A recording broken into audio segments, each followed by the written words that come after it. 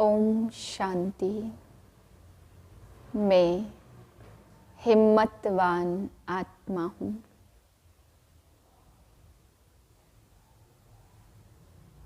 अचल रहने वाली, दिल शिकस्त ना होने वाली हिम्मतवान आत्मा।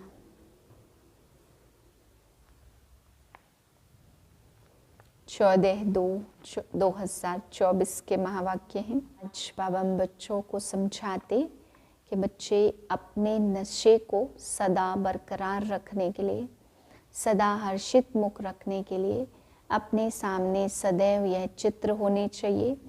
बाबा कहते जितना इन चित्रों को देखते रहेंगे, अपना लक्ष्य याद रखेंगे, उतना उतना हर्षित मुख रहेंगे। फिर बाबा ने कहा अपने से पूछो कि हर्षित पने में रोला कहाँ से पड़ता है, क्या ऐसा होता है जो हर्षित पना खत्म हो जाता है। बाबा कहते बच्चे सर्विस जरूर करनी है, आप समान जरूर बनाना है। अगर अच्छे टीचर बनेंगे तो अनेकों को आप समान बना पाएंगे। फिर बाबा समझा रहे हैं कि अगर स्टूडेंट अच्छे पास नहीं हुए तो टीचर को भी इजाफा नहीं मिलता, तो उसको ख्याल रहता कहीं हमारा नाम बदनाम ना हो। बाबा समझाते कि जो पढ़े लिखे नहीं होंगे वो अनपढ़े के आगे फिर भरी ढोएंगे। इसलिए सदा ध्यान रखना है, बहुतों का कल्याण करने की सेवा करनी है, समझाने की प्रैक्टिस करनी है। समझाने के लिए भी बाबा ने आज कहा मौसी का घर नहीं है, बाहर सेवा पे उन्हीं बच्चों को भेज सकते जिनके कैरेक्टर बहुत अच्छे हों। मीठे बच्चे अंतर्मुखी हो, अपने कल्याण का ख्याल रखो। घूमने फिरने जाते हो तो एकांत में विचार सागर मंथन करो। अपने से पूछो हम सदा हर्षित रहते हैं। प्रश्न है रहमदिल बाप के बच्चों को अपने पर कौन सा रहम करना चाहिए। उत्तरे जैसे बाप को रहम पड़ता है कि मेरे बच्चे कांटे से फूल बने। बाप बच्चों को गुलगुल बनाने की कितनी मेहनत करते हैं, तो बच्चों को भी अपने ऊपर तरस आना चाहिए कि हम बाबा को बुलाते हैं, हे पतित पावन आओ फूल बनाओ। अब वह आए हैं तो क्या हम फूल नहीं बनेंगे। रहम पड़े तो आत्म अभिमानी रहे। बाप जो सुनाते हैं उसको धारण करें। ओम शांति। यह तो बच्चे समझते हैं, यह बाप भी है तो टीचर भी है तो सतगुरु भी है। तो बाप बच्चों से पूछते हैं तुम यहाँ जब आते हो तो इन लक्ष्मी नारायण के और सीढ़ी के चित्र को देखते हो। जब दोनों को देखा जाता तो एम ऑब्जेक्ट और सारा चक्र बुद्धि में आ जाता है कि हम देवता बनकर फिर ऐसे सीढ़ी उतरते आए हैं। यह ज्ञान तुम बच्चों को ही मिलता है, तुम हो स्टूडेंट। यह एम ऑब्जेक्ट सामने खड़ा है, कोई भी आए तो उनको समझाओ यह एम ऑब्जेक्ट है। इस पढ़ाई से हम देवी देवता जाकर बनते हैं, फिर 84 जन्म की सीढ़ी उतरते हैं। फिर रिपीट करना है, बहुत इजी नॉलेज है, फिर भी पढ़ते पढ़ते नापास क्यों हो पढ़ते हैं। उस जिस्मानी पढ़ाई से भी यह ईश्वरी पढ़ाई बिल्कुल सहज है। एम ऑब्जेक्ट और 84 जन्मों का चक्र बिल्कुल सामने खड़ा है। यह दोनों चित्र विजिटिंग रूम में भी होने चाहिए। सर्विस करने के लिए सर्विस का हथियार भी चाहिए। सारा ज्ञान इसमें ही है। यह पुरुषार्थ भी हम अभी करते हैं। सतो प्रधान बनने के लिए बहुत मेहनत करनी पड़ती है। इसमें अंतर्मुखी हो, विचार करना है। घूमने फिरने जाते हो तो भी बुद्धि में यही होना चाहिए। यह तो बाबा जानते हैं कि नंबरवार हैं। कोई अच्छी तरह समझते हैं तो जरूर पुरुषार्थ करते होंगे। अपने कल्याण के लिए हर एक स्टूडेंट समझते हैं यह अच्छा पढ़ते हैं, खुद नहीं पढ़ते तो अपने को ही घाटा डालते हैं। अपने को तो कुछ लायक बनाना चाहिए। तुम भी स्टूडेंट हो, सो भी बेहद बाप के। यह ब्रह्मा भी पढ़ते हैं, यह लक्ष्मी नारायण है मर्तबा, और सीढ़ी है 84 जन्मों के चक्र की। यह पहले नंबर का जन्म और यह लास्ट नंबर का जन्म। तुम देवता बनते हो, अंदर आने से ही सामने एम ऑब्जेक्ट और सीढ़ी पर समझाओ। रोज आकर इनके सामने बैठो तो स्मृति आए। तुम्हारी बुद्धि में है बेहद का बाप हमको समझा रहे हैं। सारे चक्र का ज्ञान तुम्हारी बुद्धि में भरपूर है, तो कितना हर्षित रहना चाहिए। अपने से पूछना चाहिए कि हमारी वह अवस्था क्यों नहीं रहती है। क्या कारण है जो हर्षित रहने में रोला पड़ता है। जो चित्र बनाते हैं उन्हों की बुद्धि में भी होगा कि यह हमारा भविष्य पद है, यह हमारी एम ऑब्जेक्ट है और यह 84 का चक्र है। गायन भी है सहज राजयोग। सो तो बाबा रोज समझाते रहते हैं कि तुम बेहद के बाप के बच्चे हो, तो स्वर्ग का वर्षा जरूर लेना चाहिए। और सारे चक्र का राज भी समझाया है, तो जरूर वह भी याद करना पड़े। और फिर बातचीत करने से मैनर्स भी बहुत अच्छे चाहिए, चलन बहुत अच्छी चाहिए।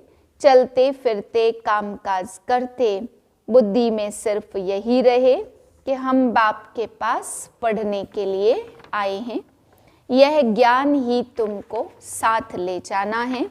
पढ़ाई तो सहज है, परंतु अगर पूरी रीति नहीं पढ़ेंगे तो टीचर को जरूर यह ख्याल रहेगा कि अगर क्लास में बहुत डल बच्चे होंगे तो हमारा नाम बदनाम होगा, इजाफा नहीं मिलेगा, गवर्नमेंट कुछ नहीं देगी। यह भी स्कूल है ना, इसमें इजाफा आदि की बात नहीं। फिर भी पुरुषार्थ तो कराया जाता है ना। चलन को सुधारो, दैवी गुण धारण करो, कैरेक्टर अच्छे चाहिए। बाप तो तुम्हारे कल्याण के लिए आए हैं, परंतु बाप की श्रीमत पर चल नहीं सकते। श्रीमत कहे यहाँ जाओ तो जाएंगे नहीं, कहेंगे यहाँ गर्मी है, यहाँ ठंडी है। बाप को पहचानते नहीं कि कौन हमको कहते हैं। यह साधारण रथ ही बुद्धि में आता है, वह बाप बुद्धि में आता ही नहीं है। बड़े राजाओं का कितना सबको डर रहता है, बड़ी अथॉरिटी है। यहाँ तो बाप कहते हैं मैं गरीब निवाज हूँ, मुझ रचता रचना के आदि मध्य अंत को कोई भी नहीं जानते। कितने ढेर मनुष्य हैं, कैसी कैसी बातें करते हैं, क्या क्या बोलते हैं। भगवान क्या चीज होती है यह भी जानते नहीं। वंडर है ना, बाप कहते मैं साधारण तन में आकर अपना और रचना के आदि मध्य अंत का परिचय देता हूँ। बाप कहते मैंने तुमको यह बनाया था, अब फिर मैं बना रहा हूँ।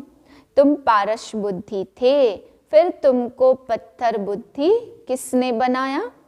आधा कल्प रावण राज्य में तुम गिरते ही आते हो, अब तुमको तमो प्रधान से सतो प्रधान जरूर बनना है। विवेक भी कहता है बाप है ही सत्य, वह जरूर सत्य ही बताएंगे। यह ब्रह्मा भी पढ़ते हैं, तुम भी पढ़ते हो। यह कहते हैं मैं भी स्टूडेंट हूँ, पढ़ाई पर अटेंशन देता हूँ। एक्यूरेट कर्मातीत अवस्था तो अभी बनी नहीं है। ऐसा कौन होगा जो इतना ऊंच पद पाने के लिए पढ़ाई पर ध्यान नहीं देगा। सब कहेंगे ऐसा पद तो जरूर पाना चाहिए। बाप के हम बच्चे हैं तो जरूर मालिक होने चाहिए। बाकी पढ़ाई में उतराई चढ़ाई तो होती ही है। अब तुमको एकदम ज्ञान का सार मिला है। शुरू में तो पुराना ही ज्ञान था, धीरे धीरे तुम समझते ही आए हो। अभी समझते ज्ञान तो सचमुच अभी हमको मिला है। बाप भी कहते, आज मैं तुमको गुह्य गुह्य बातें सुनाता हूँ। फट से तो कोई जीवन मुक्ति पा नहीं सकते, सारा ज्ञान उठा नहीं सकते। पहले यह सीढ़ी का चित्र थोड़े था, अब समझते हैं बरोबर हम ऐसे चक्र लगाते हैं। हम ही स्वदर्शन चक्रधारी हैं। बाबा ने हम आत्माओं को सारे चक्र का राज समझा दिया है। बाप कहते, तुम्हारा धर्म बहुत सुख देने वाला है। बाप ही आकर तुमको स्वर्ग का मालिक बनाते। औरों के सुख का टाइम तो अभी आया है, जबकि मौत सामने खड़ा है। यह एरोप्लेन, बिजलियां आदि पहले तो थी नहीं। उन्हों के लिए तो अभी जैसे स्वर्ग है। कितने बड़े बड़े महल बनाते हैं, समझते हैं अभी तो हमको बहुत सुख है। लंदन में कितना जल्दी पहुंच जाते हैं, बस यही स्वर्ग समझते। अब उन्हों को जब कोई समझाए कि स्वर्ग तो सतयुग को कहा जाता, कलयुग को थोड़े स्वर्ग कहेंगे। नरक में शरीर छोड़ा तो जरूर पुनर्जन्म भी नरक में ही लेंगे। आगे तुम भी यह बातें नहीं समझते थे, अब समझते हो। रावण राज्य आता है तो हम गिरने लग जाते हैं, सब विकार आ जाते। अभी तुमको सारा ज्ञान मिला है तो चलन आदि भी बहुत रॉयल होनी चाहिए। अभी तुम सतयुग से भी जास्ती वैल्यूबल हो। बाप जो ज्ञान का सागर है वह सारा ज्ञान अभी देते हैं, और कोई भी मनुष्य ज्ञान और भक्ति को समझ न सके। मिक्स कर दिया है। समझते हैं शास्त्र पढ़ना यह ज्ञान है और पूजा करना भक्ति है। तो अब बाप गुलगुल बनाने के लिए कितनी मेहनत करते हैं। बच्चों को भी तरस आना चाहिए कि बाबा हमको बुलाते, पतितों को आकर पावन बनाओ, फूल बनाओ। अब बाप आए हैं तो अपने पर भी रहम करना चाहिए। क्या हम ऐसे फूल नहीं बन सकते? अब तक हम बाबा के दिल तख्त पर क्यों नहीं चढ़े हैं? अटेंशन नहीं देते। बाप कितना रहम दिल है, बाप को बुलाते ही हैं पतित दुनिया में कि आकर पावन बनाओ। तो जैसे बाप को रहम पड़ता है, ऐसे बच्चों को भी रहम पड़ना चाहिए, नहीं तो सतगुरु के निंदक ठौर न पाए। यह तो किसको स्वप्न में भी नहीं होगा कि सतगुरु कौन है। गुरुओं के लिए समझ लेते कि कहाँ श्राप न दे देवे, अकृपा न हो जाए। बच्चा पैदा हुआ, समझेंगे गुरु की कृपा हुई। यह है अल्पकाल के सुख की बात। बाप कहते हैं बच्चे अपने पर रहम करो। देही अभिमानी बनो तो धारणा भी होगी, सब कुछ आत्मा ही करती है। मैं भी आत्मा को पढ़ाता हूँ। अपने को आत्मा पक्का समझो और बाप को याद करो। बाप को याद नहीं करेंगे तो विकर्म विनाश कैसे होंगे। भक्ति मार्ग में भी याद करते, हे भगवान रहम करो। बाप लिबरेटर भी है तो गाइड भी है, यह भी उनकी गुप्त महिमा है। बाप आकर सब बतलाते कि भक्ति मार्ग में तुम मुझे याद करते हो, मैं आऊँगा तो जरूर अपने समय पर, ऐसे जब चाहूँ तब आऊँ यह है नहीं। ड्रामा में जब नूंद है तब आता हूँ, बाकी ऐसे ख्यालात भी कभी नहीं आते। तुमको पढ़ाने वाला वह बाप है, यह भी उनसे पढ़ते हैं, वह तो कभी भी कोई खता भूल नहीं करते, किसको रंज नहीं करते, बाकी सब नंबरवार टीचर है। वह सच्चा बाप तुमको सत्य ही सिखलाते हैं। सच्चे के बच्चे भी सच्चे, फिर झूठे के बच्चे बनने से आधा कल्प झूठे बन पड़ते। सच्चे बाप को ही भूल जाते हैं। पहले पहले समझाओ यह सतयुगी नई दुनिया है या पुरानी दुनिया है, तो मनुष्य समझे कि यह प्रश्न बहुत अच्छा पूछते हैं। इस समय सभी में 5 विकार प्रवेश हैं, वहाँ विकार होते नहीं। यह है तो बहुत सहज बात समझने की, परंतु जो खुद नहीं समझते वह प्रदर्शनी में क्या समझाएंगे। सर्विस के बदले डिसर्विस करके आएंगे। बाहर में जाकर सर्विस करना मौसी का घर नहीं है। बड़ी समझ चाहिए। बाबा हरेक की चलन से समझ जाते हैं। बाप तो बाप है, फिर तो बाप भी कहेंगे यही ड्रामा में था। कोई भी आता है तो ब्रह्मा कुमारी का समझाना ठीक है। नाम भी है ना ब्रह्मा कुमारी ईश्वरी विश्वविद्यालय, नाम वाला भी ब्रह्मा कुमारियों का होना है। इस समय सब 5 विकारों में हिरे हुए हैं। उन्हों को जाकर समझाना कितना मुश्किल होता। कुछ भी समझते नहीं हैं, सिर्फ इतना कहेंगे ज्ञान तो बहुत अच्छा है, खुद समझते नहीं हैं। विघ्न के पीछे विघ्न पड़ता रहता। फिर युक्तियां भी रचनी पड़ती। पुलिस का पहरा रखो, चित्र इंश्योर करा दो। यह यज्ञ है, इसमें विघ्न जरूर पड़ेंगे। सारी दुनिया इसमें स्वाहा होनी है, नहीं तो यज्ञ नाम क्यों पड़े। यज्ञ में स्वाहा होना है। इसका रुद्र ज्ञान यज्ञ नाम पड़ा है। ज्ञान को पढ़ाई भी कहा जाता। यह पाठशाला भी है तो यज्ञ भी है। तुम पाठशाला में पढ़कर देवता बनते हो, फिर यह सब कुछ इस यज्ञ में स्वाहा हो जाता। समझा वही सकेंगे जो रोज प्रैक्टिस करते रहेंगे। अगर प्रैक्टिस नहीं होगी तो वह क्या बात कर सकेंगे। दुनिया के मनुष्यों के लिए स्वर्ग अभी है अल्पकाल के लिए, तुम्हारे लिए स्वर्ग आधा कल्प के लिए होगा। यह भी ड्रामा बना हुआ है। विचार किया जाता है तो बड़ा वंडर लगता है। अब रावण राज्य खत्म हो, राम राज्य स्थापन होता। इसमें लड़ाई आदि की कोई बात नहीं है। यह सीढ़ी देख लोग बड़ा वंडर खाते हैं। तो बाप ने क्या क्या समझाया, यह ब्रह्मा भी बाप से ही सीखा है। जो समझाते रहते, बच्चियां भी समझाती। जो बहुतों का कल्याण करते हैं उन्हों को जरूर जास्ती फल मिलेगा।